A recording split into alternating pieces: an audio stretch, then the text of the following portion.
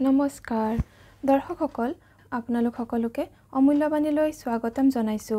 আজিৰ ভিডিঅ'টোৰ বিষয় হৈছে মাত্ৰ 24 ঘণ্টাৰ ভিতৰতে ইচ্ছা পূৰণ কৰিব পাৰে, কিন্তু যদিহে আপোনাৰ ইচ্ছাটো সৰু হয় তেতিয়াহলে 24 ঘণ্টাৰ ভিতৰতে পূৰ্ণ হয়, আৰু যদি কোনো ডাঙৰ সমস্যা বা ইচ্ছা হয় তেনেহলে কেইদিনমান লাগিব পাৰে।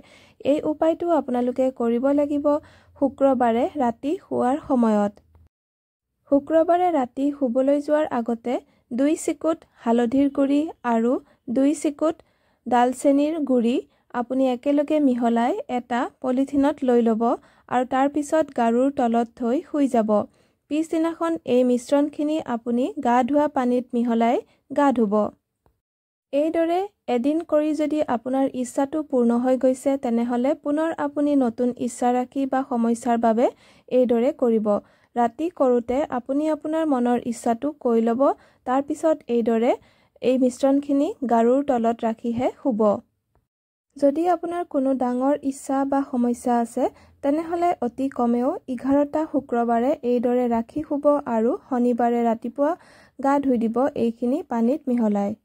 দৰ্শকসকল আজিৰ ভিডিঅ'ৰ ইমানতে সামৰণি মাৰিছো। ধন্যবাদ।